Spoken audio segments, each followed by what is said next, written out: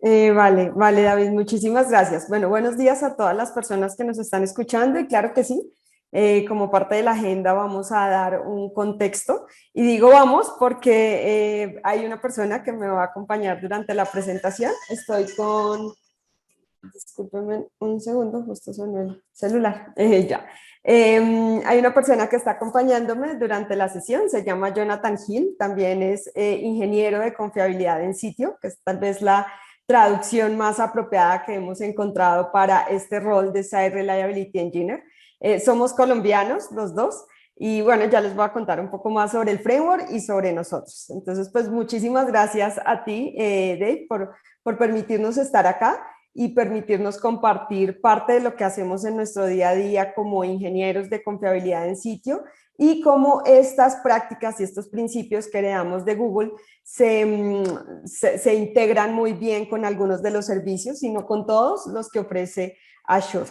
Entonces, para nosotros es un honor poder estar acá y que nos hayan abierto el espacio pues, para compartir nuestro aprendizaje y nuestro journey en esta adopción del framework dentro de la compañía para la que trabajamos. Entonces, bueno, pues sin más preámbulos voy a empezar. Aquí una presentación nuestra. No puedo compartir mi cara, pero pues acá estoy. La foto que está ahí corresponde a mí. Soy Yuri Niño, soy Site Reliability Engineer para ADL Digital Labs, una compañía que en Colombia provee servicios de tecnología y de innovación, inicialmente para el sector financiero y ahora ya últimamente para compañías con otros tipos pues de core de negocio. Adicional a eso, soy Chaos Engineering Advocate, entonces hay un tema que me apasiona muchísimo, adicional a los que mencionaba Dave, es el tema de ingeniería del caos. Si hay espacio en el futuro, nos gustaría poder tener una sesión en la que nos especializáramos o nos enfocáramos en ingeniería del caos, pero por hoy vamos a hablar sobre Site Reliability Engineering, que viene en la historia mucho antes de ingeniería del caos, pero que abrió muchas de las puertas y generó muchas de las herramientas que usamos hoy como ingenieros del caos. Esta es mi página personal, por si quieren conocer algo más de lo que hacemos en nuestra comunidad sobre ingeniería del caos, pues allí bienvenidos y el material pues está allí disponible para que lo puedan consultar. Y aquí está mi compañero Jonathan, él es ingeniero también de confiabilidad en sitio, o sea, Reliability Engineer en ADL, alguien a quien admiro muchísimo y va a estar al final de la presentación hablándonos o compartiéndonos una demo sobre cómo aplicar infraestructura como código, que es uno de los principios de Site Reliability Engineering usando Azure.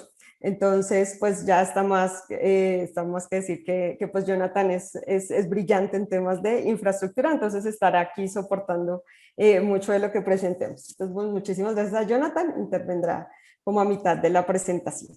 Sin embargo, antes de entrar en contexto sobre lo que es Site Reliability Engineering y sobre lo que nos provee el framework, queríamos contarles sobre Glyn Looney, quien tuvo el indicativo de Black Fight, fue uno de los primeros, de las primeras personas que trabajó en llevar el hombre a la luna en la NASA.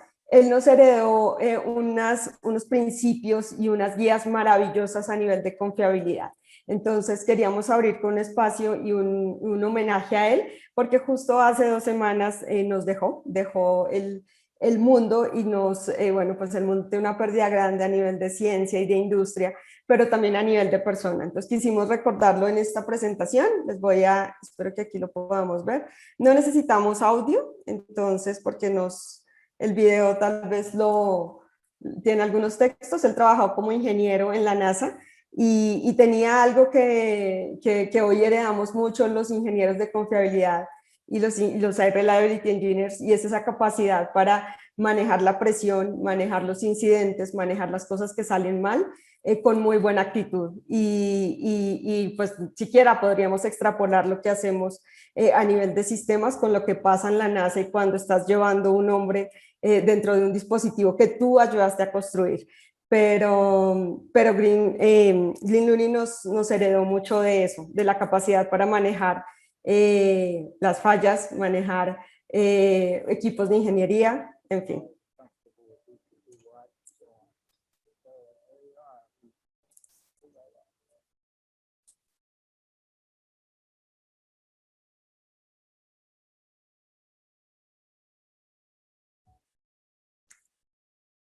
Listo.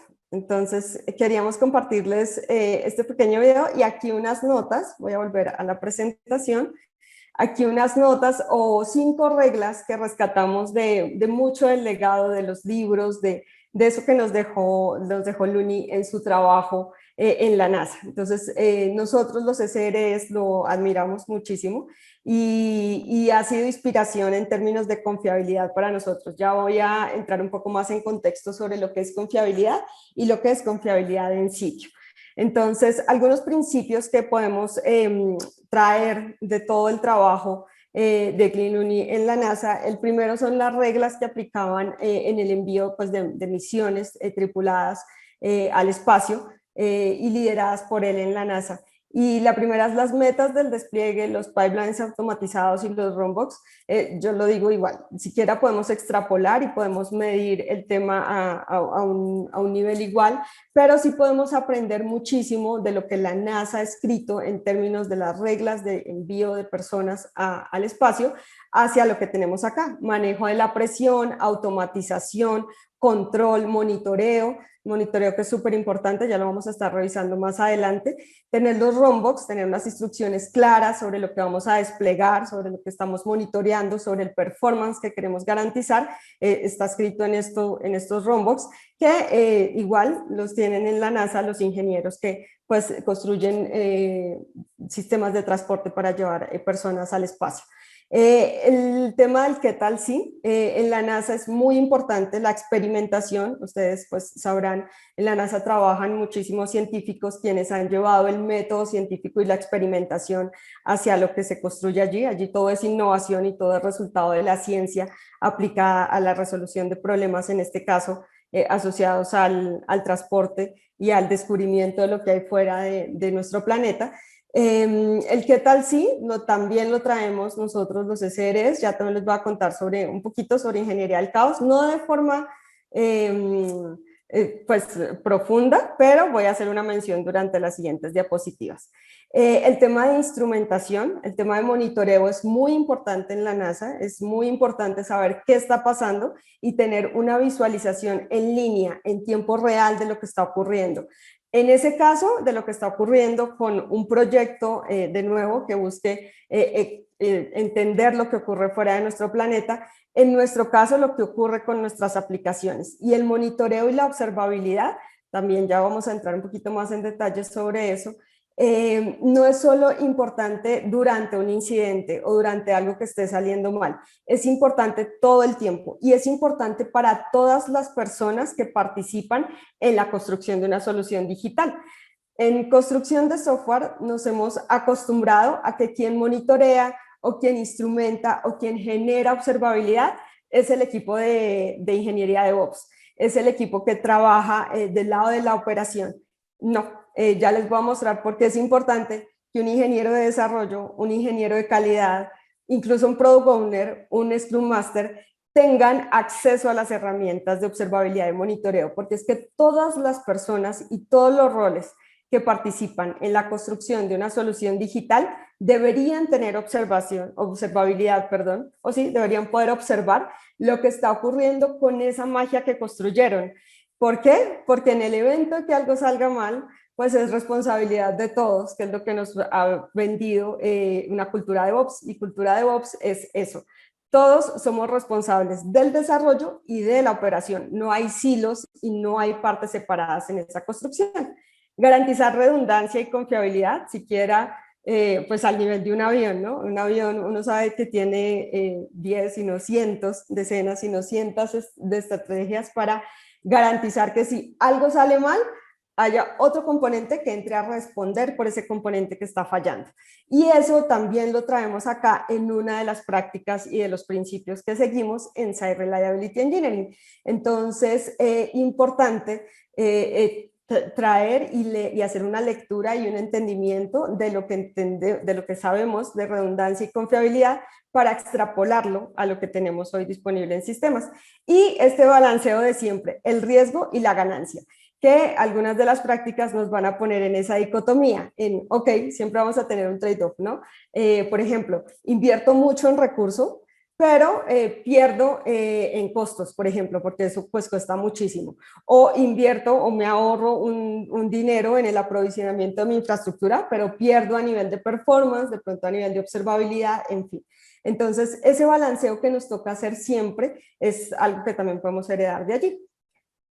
Listo, ahora sí, espero no haberme extendido mucho en las introducciones, me suele pasar, pero bueno, en temas de la agenda, entonces vamos a ver qué es SRE, cuáles son los principios, cuáles son las prácticas que hemos aprendido de Google en el uso y en la adopción del framework, cómo en una compañía pueden adoptar cultura DevOps bajo una implementación de Site Reliability Engineering. Y finalmente unos recursos. En esta parte, durante las prácticas, don Jonathan, como le digo yo, Jonathan va a estar compartiéndonos una demo con un ejercicio pues, técnico que nos va a permitir entender o aterrizar estas ideas, ya sea lo que hacemos en la consola, en la interfaz, en la interacción con Azure, en fin. Y antes, bueno, de entrar con las prácticas, vamos a lo que nos pedía Dave, a contextualizarlo sobre qué es Site Reliability Engineering. Site Reliability Engineering es un framework para implementar cultura DevOps en una compañía. Y si ustedes se dan cuenta, las palabras son Site Reliability Engineering, ingeniería de confiabilidad en sitio. ¿Por qué de confiabilidad? Porque nos ha dicho Google, la confiabilidad es el feature más importante de un sistema. Si un sistema no es confiable, no podemos llegar a toda esa magia maravillosa que hacen los ingenieros frontend, los backend, los mobile, toda esta calidad que garantizan los ingenieros de calidad. No podemos llegar a eso si nuestra aplicación no es confiable. Si yo entro a mi aplicación y mi aplicación me responde con un error 500, pues el usuario se va y no logró ver nada de la magia de lo que construyeron los otros ingenieros. En este caso, nuestra misión es garantizar que esa magia esté disponible siempre. Eso hacemos los ingenieros de confiabilidad, garantizar que los sistemas sean confiables, porque si un sistema no es confiable, pues no es confiable para el usuario. El costo a nivel de lo que implica eso, de no dejar visualizar todo lo que hacen las otras personas que participaron en la construcción de ello, pues es tremendo. Y adicional a eso, perder la confianza de un usuario es probablemente más costoso que ganarse un usuario nuevo. Si yo, y más ahora en la actualidad en la que vivimos en un contexto en el que un usuario entra a una aplicación y si la aplicación no le funciona, seguro hay 3 o 4 empresas que le están ofreciendo el mismo servicio y que sí están funcionando. Entonces, por eso es importante el trabajo que hacemos del lado de garantizar la confiabilidad. Y el sitio es porque el framework nace en Google para garantizar confiabilidad en los sitios web que ellos tenían. Entonces, por eso el nombre de Site Reliability Engineering, o mejor, el texto. Y básicamente, ¿qué hacemos? Es lo que obtienes cuando tratas los problemas de la operación y de la infraestructura como si fueran problemas de software. Entonces, básicamente lo que hemos hecho es dejar de ser un equipo de operaciones o un equipo que aprovisiona infraestructura para convertirnos en ingenieros de software que construimos las soluciones que automatizan, que garantizan infraestructura como código, configuración como código, monitoreo, observabilidad para el conjunto de ingenieros de desarrollo. Entonces, siempre una frase que me gusta mucho es, hacemos magia para los que hacen magia. Construimos toda esta ingeniería que garantiza que los que construyen soluciones digitales para usuario final puedan construir sus soluciones de manera eficiente, que puedan tener un bienestar. Por ejemplo, cuando automatizamos herramientas, estamos permitiendo que los ingenieros de desarrollo tengan tiempos de descanso superiores, ese tipo de cosas. Cuando damos herramientas de monitoreo o automatización en el monitoreo, pues permitimos que todas las personas que construyen una solución digital tengan acceso a observabilidad y a telemetría sobre las aplicaciones.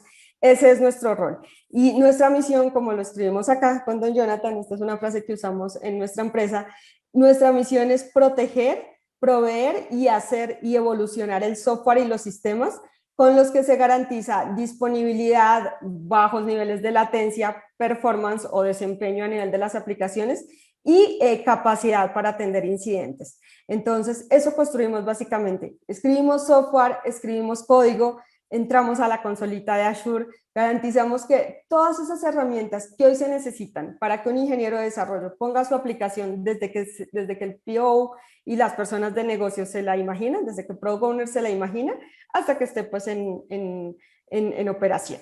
Esto es Site Reliability Engineering y eso es lo que usamos en algunas compañías para implementar cultura DevOps, porque DevOps es eso, es cultura y bueno, la frase tal vez está un poco ya quemada en el mercado, pero DevOps no es cultura, no es un rol, no es una persona, no es una herramienta, perdón, es cultura, no es un rol, no es una persona, no es una herramienta, es cultura.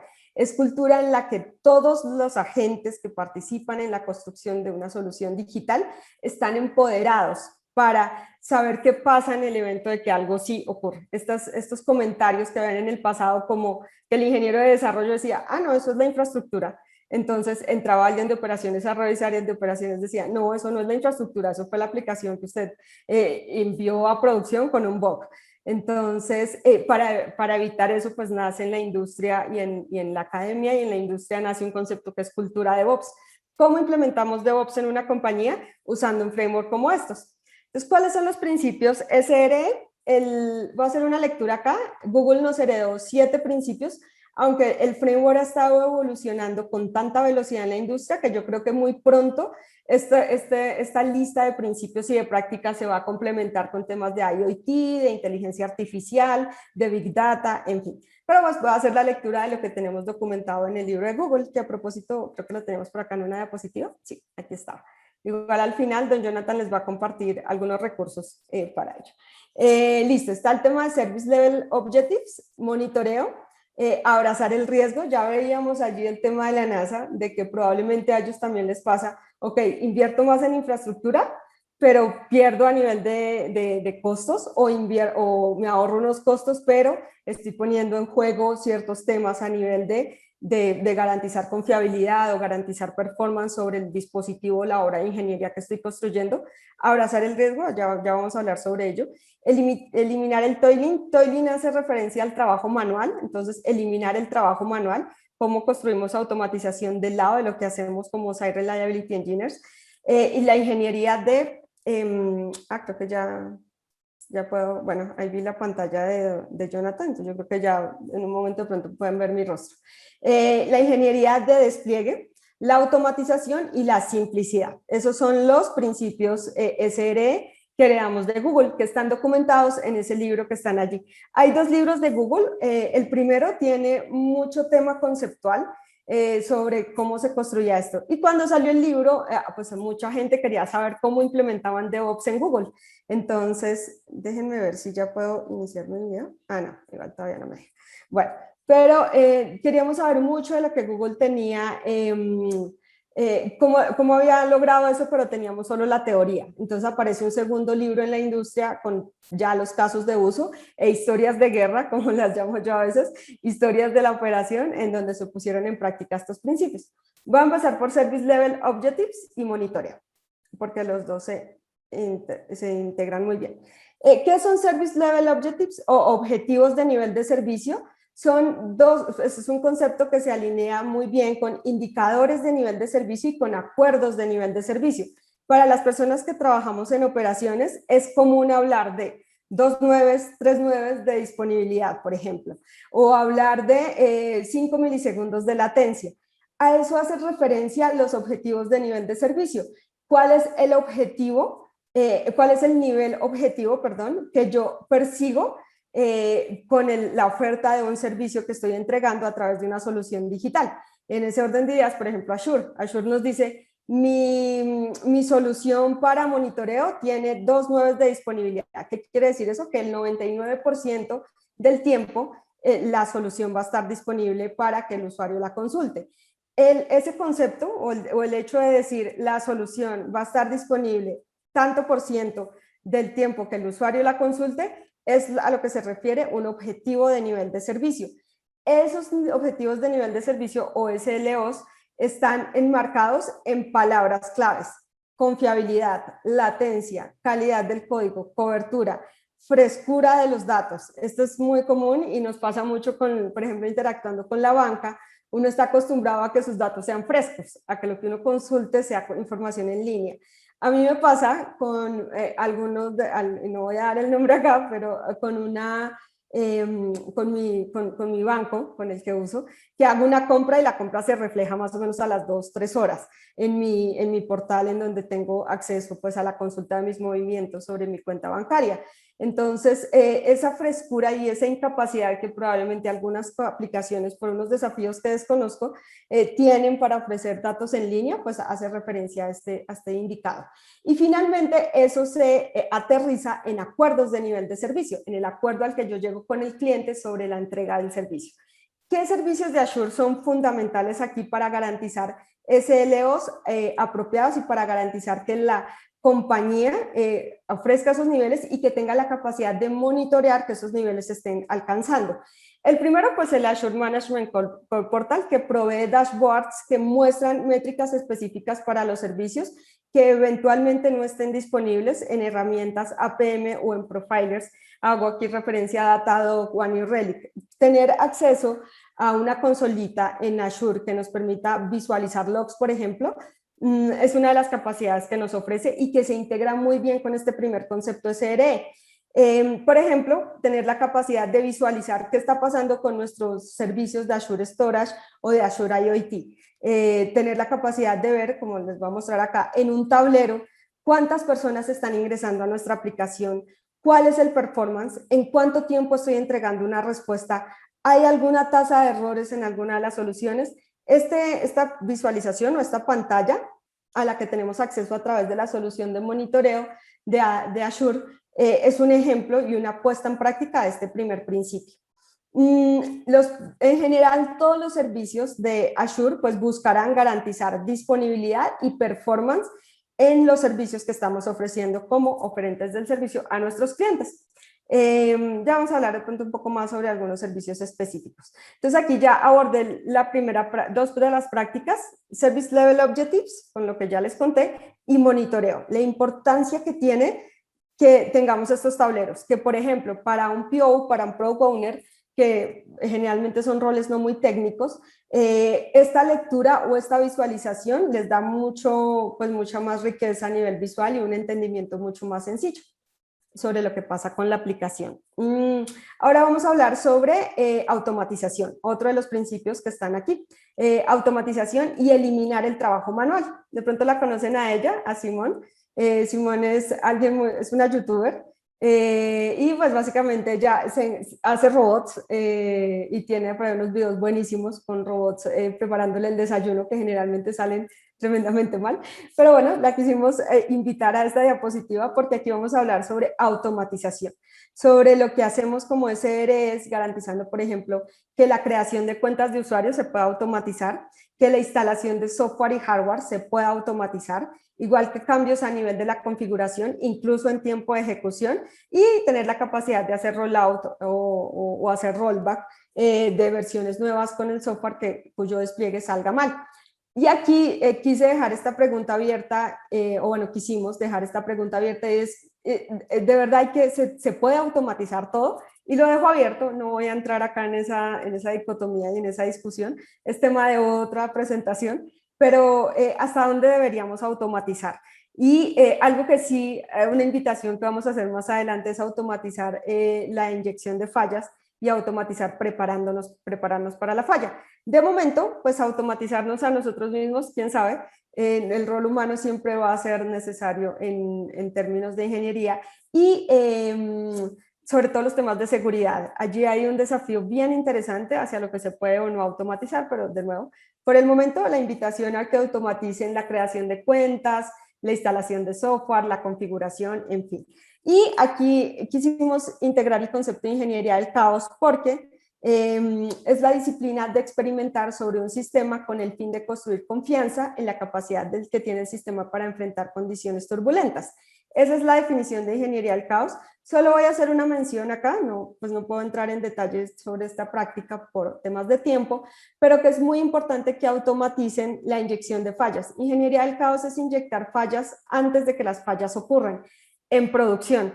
Viene heredado de Netflix y de algunas de las prácticas que sigue Netflix dentro de su compañía, y entonces una invitación a que esa inyección de fallas se haga de forma automatizada. Ya del lado de lo que nos ofrece Azure, tenemos a nuestra disposición Azure DevOps, con unas herramientas maravillosas para automatizar. Está el tema de Azure Boards, que bueno, más que automatizar, nos permite la implementación de agilidad y tener, por ejemplo, un tablero en Scrum o un tablero Kanban dentro de nuestro portal de Azure. Pero pues aquí ya estamos teniendo algo de automatización. Azure Repos, que pues nos provee un sistema de control de versiones adicional a lo que ya nos ofrece GitHub. Pues aquí tenemos la posibilidad de alojar nuestro código fuente y de automatizar en una integración, por ejemplo, con un pipeline, lograr que desde Visual Studio en nuestra maquinita local podamos escribir código, cambiamos una configuración, lanzamos o activamos un trigger y logramos la ejecución de un pipeline en producción o en un ambiente bajo, hablo de stage o de development, para garantizar esta automatización. Azure Pipelines, que pues es toda la implementación de integración y despliegue continuo, que pues ustedes ya saben, automatiza, antes nos tocaba a través de comandos construir los paqueticos, o sea, yo alcancé a vivir esa época en la que construíamos los paquetes de forma manual y local, y nos íbamos con una memoria USB o incluso con un disquete, nos íbamos hacia nuestro ingeniero de operaciones y le entregábamos allí la aplicación para que el ingeniero nos ayudara. Ya pues logramos tener pipelines que logran esa automatización. Esos pipelines, por ejemplo, los construimos los SREs. Esa es una de nuestras misiones a nivel de automatización. Azure Test Plans, pues automatización a nivel de pruebas, y Azure Artifacts, tener la posibilidad de tener un gestor de paquetes como un Artifactory en Azure. Entonces, estas soluciones que vienen con Azure DevOps se integran muy bien con el concepto de automatización y de eliminar el trabajo manual, segundo conjunto de prácticas de principios, perdón, de SRE. Un tercer concepto aquí que nos funciona muy bien es el ARM Templates. Ya la persona que es Omar, que estaba hablando antes, nos estuvo hablando sobre ARMs. Entonces los templates igual nos proveen automatización porque con código logramos el aprovisionamiento de infraestructura de forma automatizada. ¿Qué es ARM? Es Azure Resource Manager Templates. ARM es infraestructura como código para Azure, básicamente a través de un template escrito con JavaScript, escrito en un archivo JSON, podemos garantizar que el código que está allí escrito, las declaraciones que están allí escritas, se conviertan en una realidad frente a lo que se tiene en infraestructura.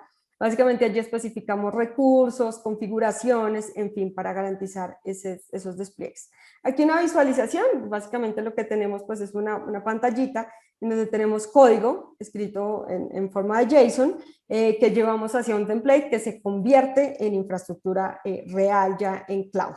Tener esa posibilidad o ese servicio en Azure es una implementación más de automatización y de eliminación del trabajo manual.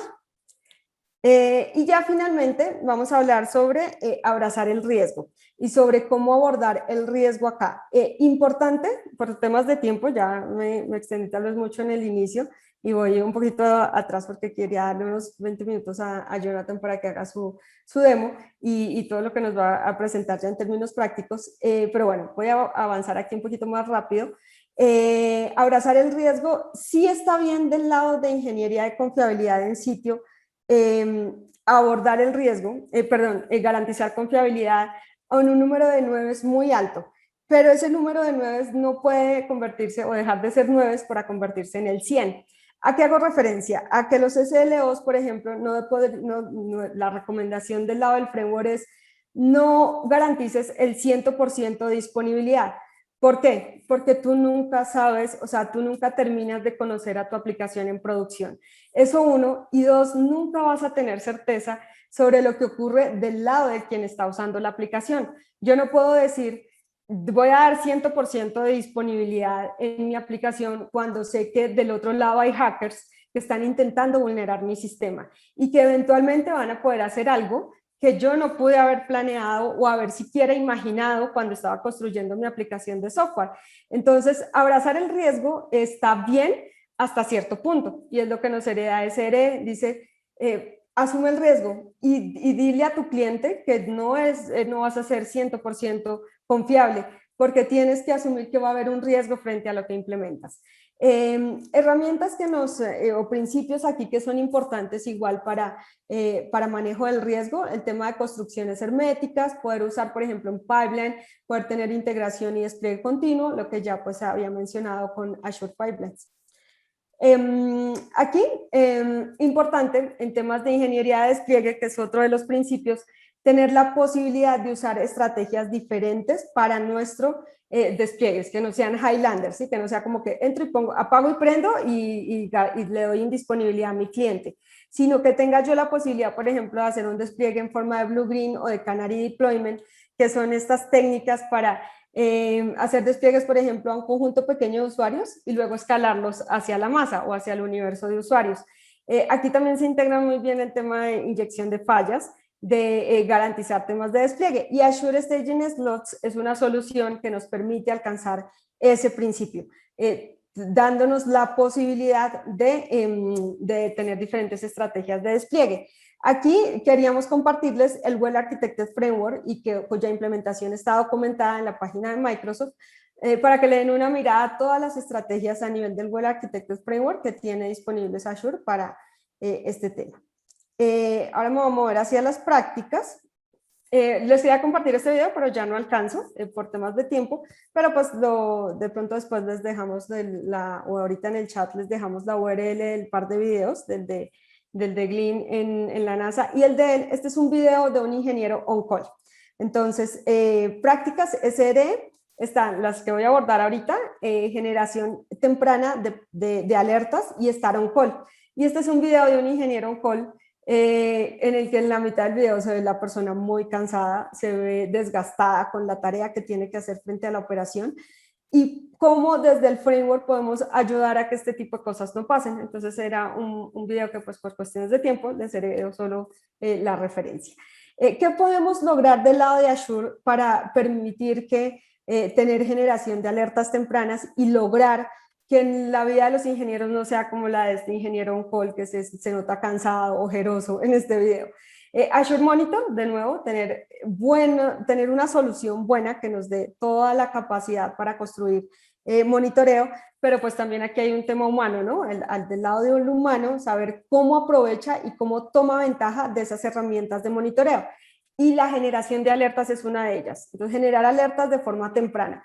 Que al ingeniero no lo estén llamando a las 3 de la mañana a decirle, oye, la aplicación está fallando, sino que el ingeniero muy temprano, a las 5 de la tarde, se empiece a dar cuenta que su aplicación se está quedando lenta. Y diga, aquí hay algo que no está, algo está pasando con mi aplicación de forma temprana.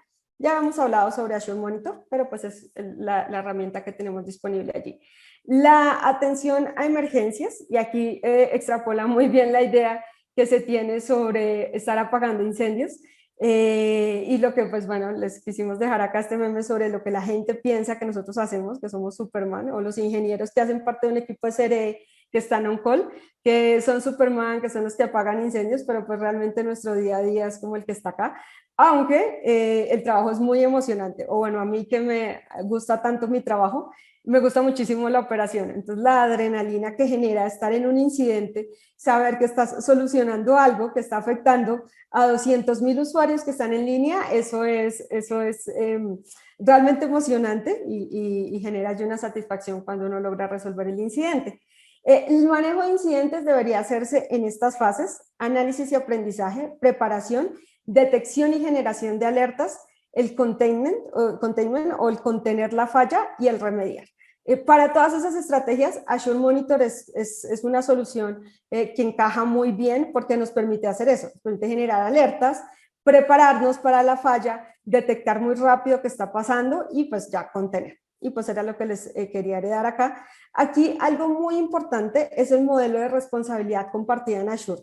Entonces, de nuevo, como que una invitación a que leemos una lectura de ese modelo de responsabilidad compartida, porque es importante saber frente al manejo de un incidente quién tiene responsabilidad, en qué parte, sin que eso nos convierta en silos para no asumir la responsabilidad frente a algo. Y ahora sí le voy a dar paso a don Jonathan, le robé yo creo que unos 5 minutos del tiempo que él tenía dispuesto para él, pero pues listo, Jonathan, ya voy a dejar de compartir pantalla. Listo, Yuri, muchas gracias. No, señor, con todo el gusto. A ti muchas gracias por acompañarnos acá. Listo, buenos días. Entonces les voy a compartir por aquí pantalla. Share screen. Al panelist. Ok. Ah, ya, se puede ver mi cara. Al Entonces, panelist, hola. supongo yo. Ah, bueno. Sí, yo ya puedo compartir mi rostro. Entonces, aquí estoy. Mucho gusto para las personas que están viendo por allí. Entonces, por acá estoy y ya, Jonathan. No estamos viendo tu pantalla, pero sí te vemos a ti. Listo, vale. Estoy por acá seleccionando la presentación. Creo que ya la ven. Sí, señor. Listo.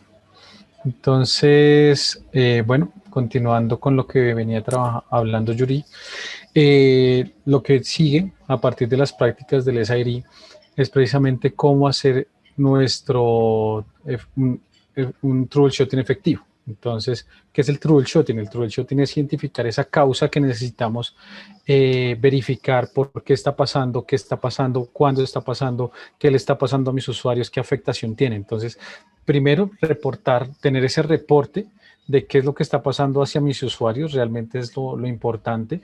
Entonces, definir qué es lo que está pasando. Entonces, es diferente que si la aplicación está caída, tiene un rendimiento malo o que solamente no estoy generando login de la aplicación o que el servicio por lo menos que me está generando los banners no está funcionando. Entonces, identificar y enmarcar bien ese problema para no empezar a echar tiros al aire, que suele pasar de pronto en algunas áreas de TI, y verificar exactamente a qué debemos enfocarnos.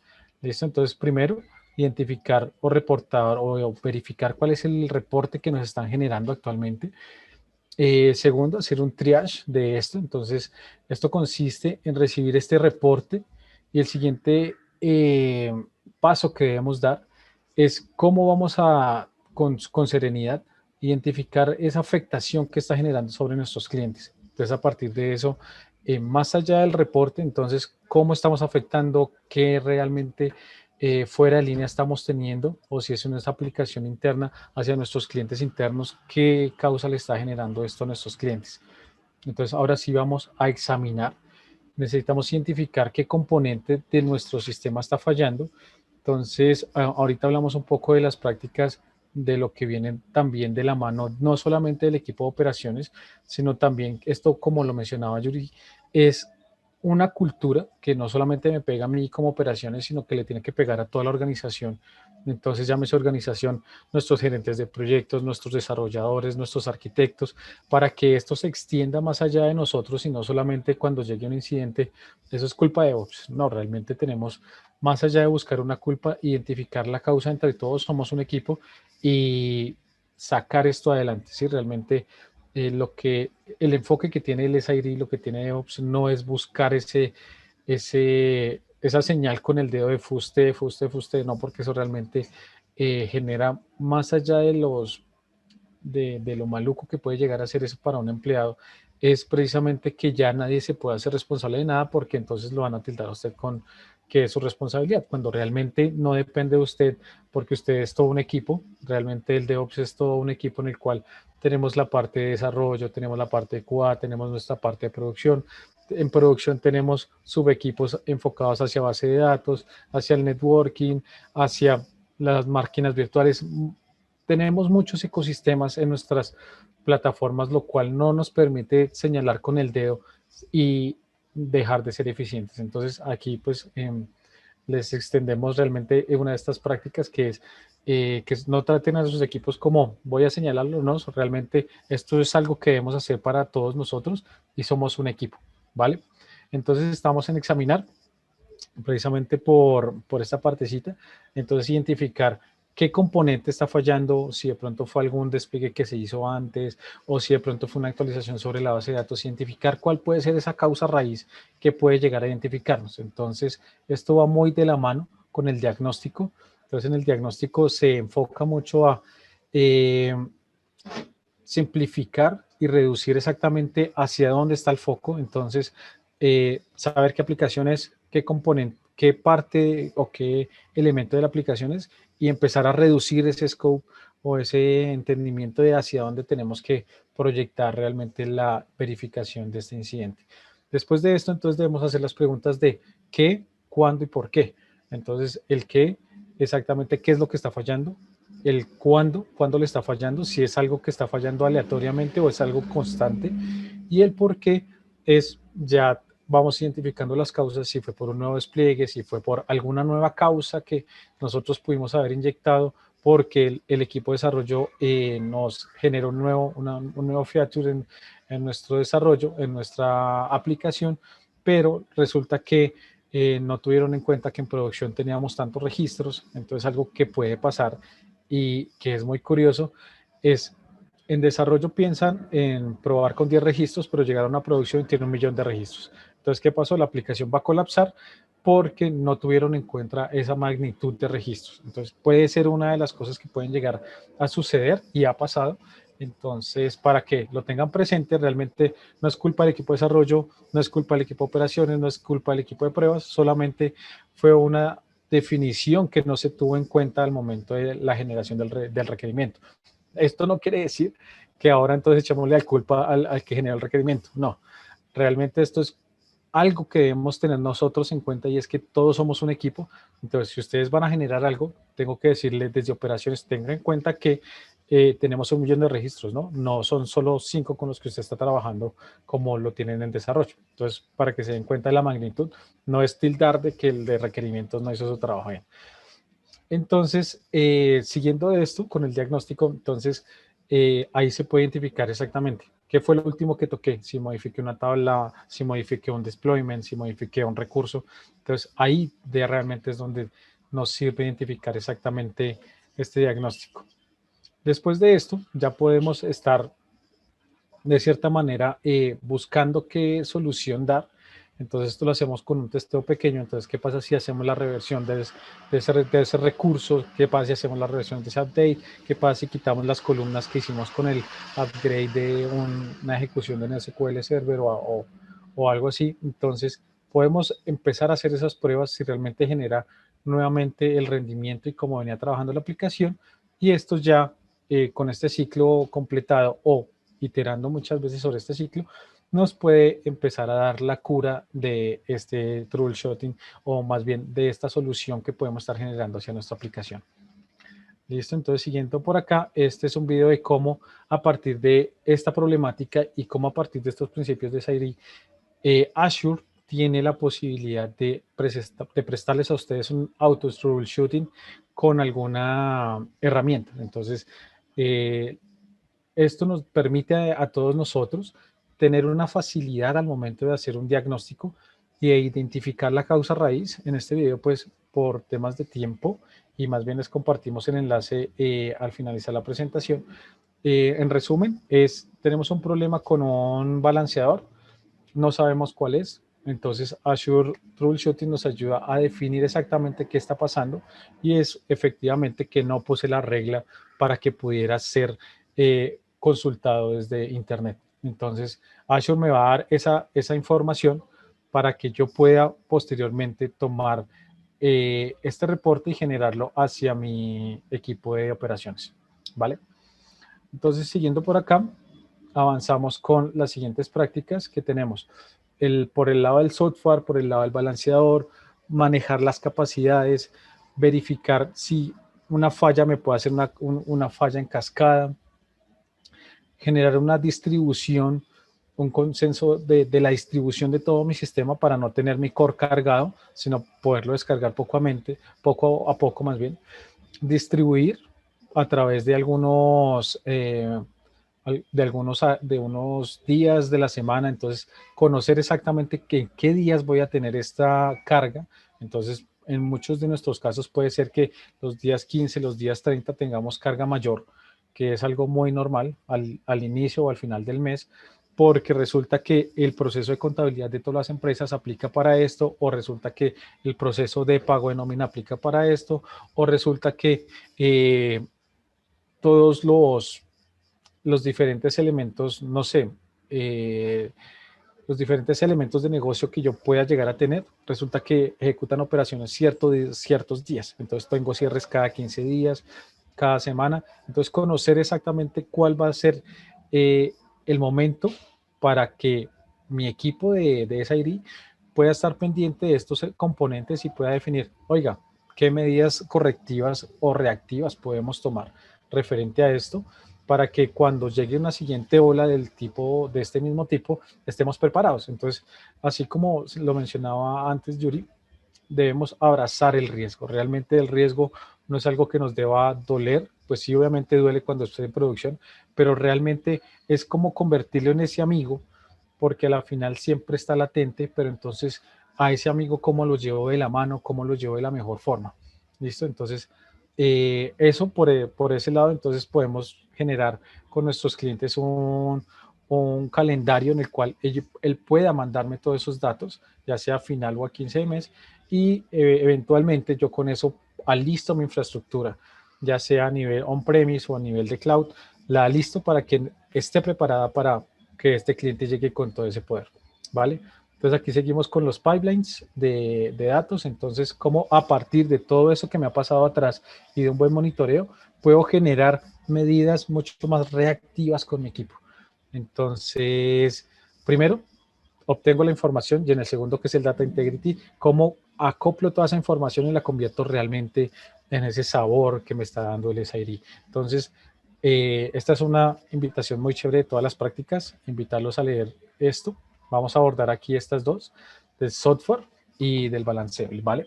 Entonces, todo el ciclo de vida de software, realmente yo desde ahí debo empezar a planificar bien.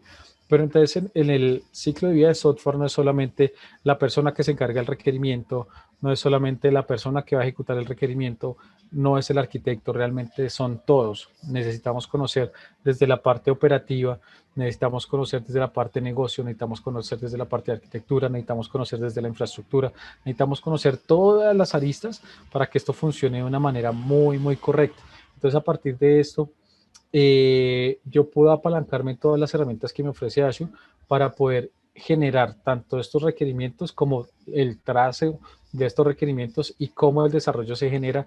Y si tengo Azure Pipelines, también puedo aplicarlos para que él me dé toda la métrica de cuánto puede ser ese tiempo de liberación de un requerimiento. Entonces, esto a invitarlos también a conocer un poco más de las herramientas que nos ofrece Azure. Los balanceadores, importantísimo, cuando ya tengan de pronto un nivel de madurez un poco mayor, dependiendo de las capacidades que tengan en su negocio, y es precisamente que yo no voy a frontear directamente un servidor hacia la nube o hacia o lo que le estoy presentando a mi cliente. Aquí les compartimos que es una buena práctica hacer uso de los balanceadores para que cuando ustedes necesitan escalar atrás, es decir, cuando ustedes necesiten agregar un nuevo servidor, un nuevo servicio, un nuevo objeto, el cliente no tenga que modificar sus DNS para que pueda volver a consumir el servicio. Entonces, ¿cómo hacen esto? De una manera muy sencilla y es generar un balanceador. Con este balanceador ustedes le dan una IP siempre a su cliente si él tiene que hacer algo a nivel interno o a nivel de sus clientes. No tendrá que hacer nada cuando ustedes autoescalen así, o hagan un scaling down cuando ya bajen toda la infraestructura que aprovisionaron por algún pico. Entonces, una buena práctica y muy recomendada es el tema de los balanceadores, ¿vale? Vamos aquí a hablar un poco de manejar toda esta sobrecarga que puedo llegar a tener en algún momento los recursos. Digamos, aquí atrás, resulta que vamos a poner un caso que puede llegar a pasar y es, desde el área de arquitectura y desde el área de operaciones nunca se definió un límite de la aplicación. Entonces, ¿qué va a pasar? Esto efectivamente automáticamente tiene una regla de balanceo y una regla de autoscaling dependiendo de la carga que me está llegando. Entonces, ¿qué pasó acá? Resulta que las máquinas virtuales o los objetos que tengo atrás del balanceador se pueden extender hasta n. Entonces, ¿qué significa esto? Que puedo llegar a tener 1000 máquinas virtuales, 1000 pods, como lo mencionaba en la charla anterior, puedo llegar a tener otro clúster de Kubernetes, puedo tener sobrecargado un clúster de Kubernetes. ¿Y por qué puede llegar a pasar esto? Porque no se están definiendo los límites.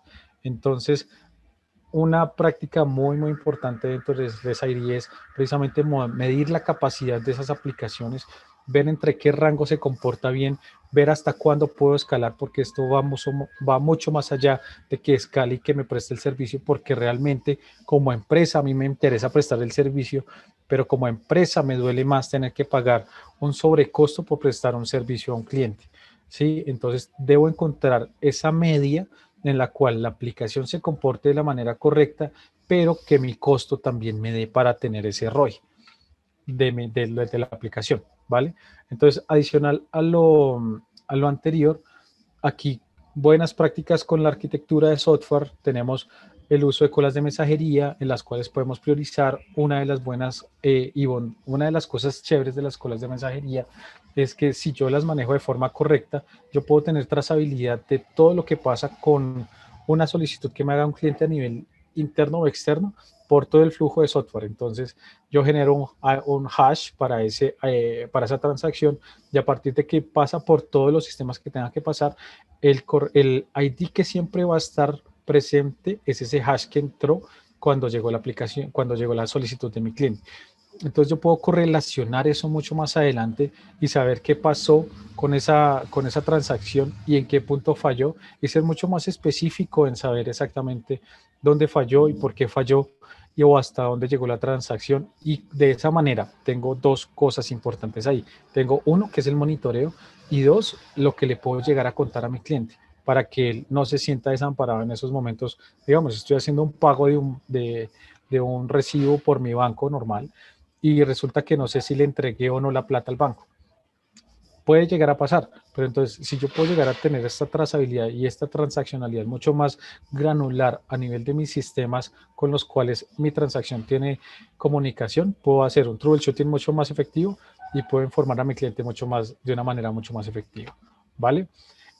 Aquí les vamos a comentar y compartir este, uh, este, esta forma de arquitectura que me parece muy chévere y es el circuit breaker. Cómo a partir de unas buenas prácticas de arquitectura, pues, asociadas con el uso de colas de mensajería, asociadas con el circuit breaker, es precisamente cuando yo desacoplo mi aplicación de una manera correcta. Entonces tengo mi autenticación por un lado, tengo mi gestión de banners por el otro, tengo mi sistema de consulta de productos por el otro lado, tengo mi gestión de productos por otro lado, tengo mi gestión de ventas por otro lado. Entonces, como la tengo tan desacoplada, puede que mi sistema de banners falle.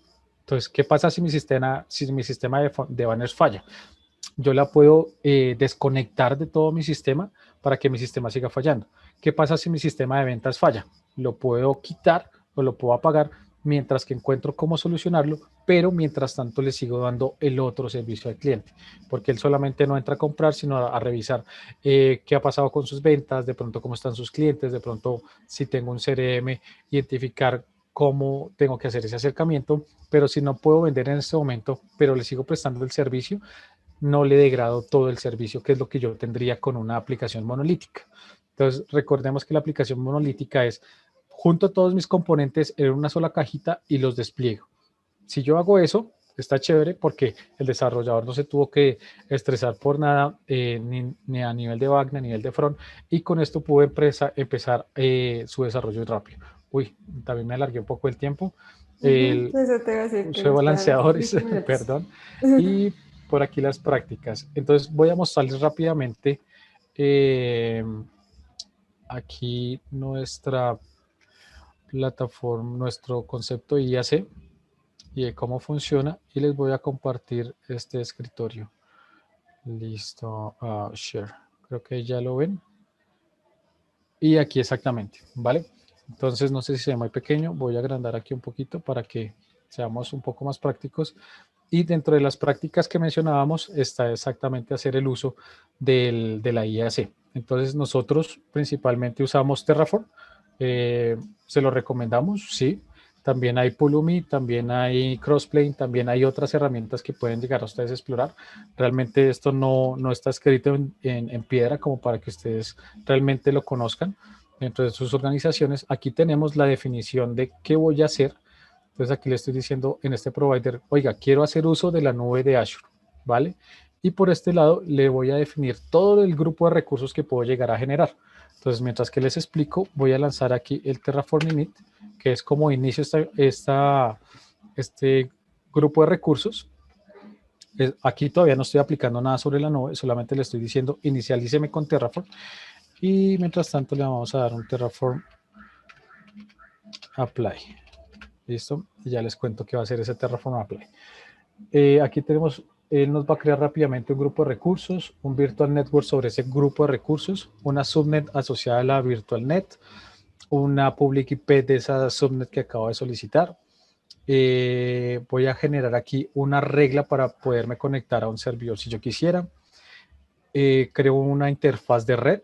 Entonces tengo un grupo de recursos que se llama una subnet o esto se llama el security group y es precisamente esas reglas de firewall que le voy a dar a esta network interface y aquí asocio las dos. Después de eso genero un random ID para el resource group que él necesita a nivel interno. Después creo un storage que se lo voy a asociar a una máquina virtual que voy a crear acá y allá voy a almacenar todos los logs, ¿vale? Entonces aquí le digo que sí y él, mientras que hace el apply, les voy a contar qué está haciendo acá.